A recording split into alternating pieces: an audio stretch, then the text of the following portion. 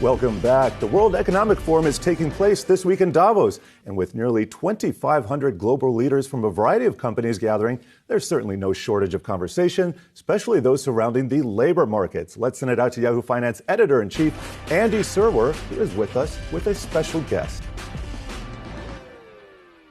Yeah, thanks very much, Jared. I'm here with Kathy Bloomgarden, CEO of Reuter Finn. Kathy, nice to see you. Andy, it's so great to see you too after many months of no Davos. So it's great to be here in person. And some sunny, warm weather for once.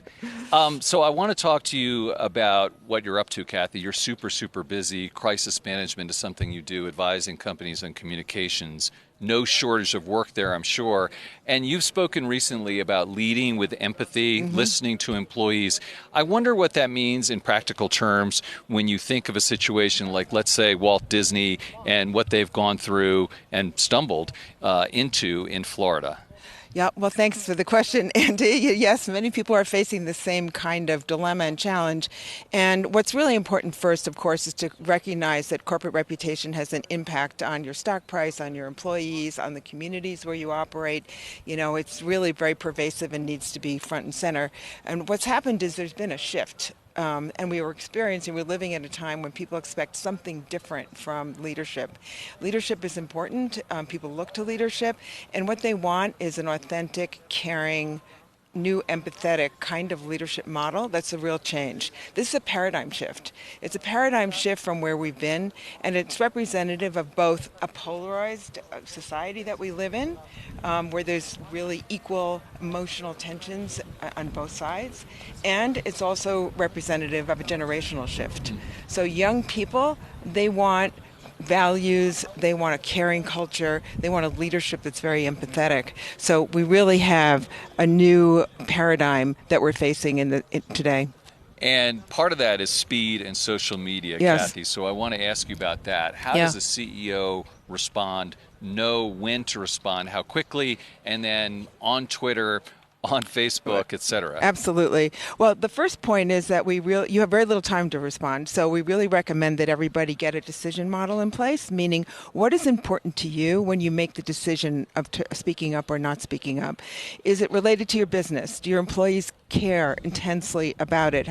Does it have a huge impact on society? All of these are variables that every company has to put into a model that they actually create that's resonant with their own company. And you have very little time. And you shouldn't respond in ways that will actually increase the hostility and the viral potential of a dialogue or a dispute. There's a phenomenon called conversation decay, which means that conversations actually die down very quickly many, many times.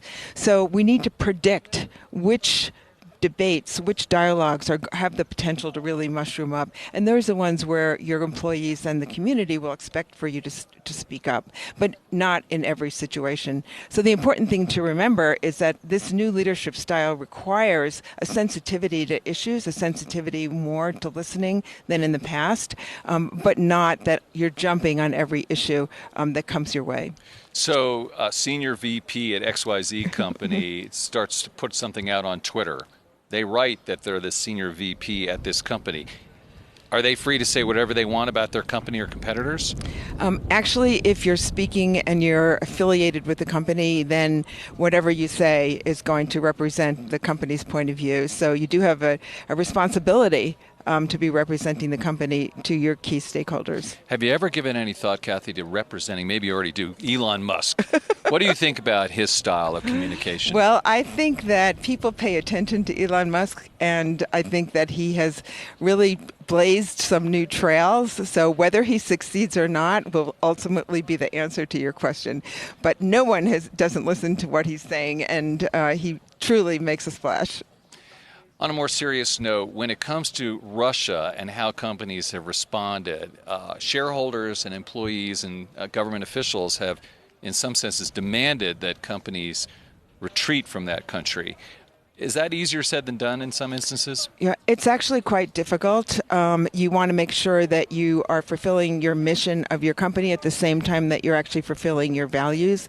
And you have to actually take a decision, as I said earlier, that's in line with a complex of variables that actually comprise how fast you move, the decisions you make, and in this case, of course, a moral imperative.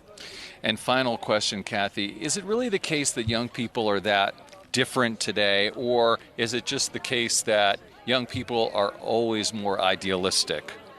Well, probably a mix of the two, but I think the younger generation is looking for something different in their careers. They're looking for choice. They want to be independent. Many more of them want to go and start an enterprise rather than work for a multinational. They're not, really driven by salary. So we really do have a new generational set of priorities that we have to pay attention to in Gen Z. Right, and they're also technologically native as well, so that's absolutely different. Kathy Bloomgarden, CEO of Reuter Finn, thanks so much for your time. Thank you, Andy. Back to you guys in New York. Andy, thanks so much. Good to hear from you, and looking forward to a lot more from Davos.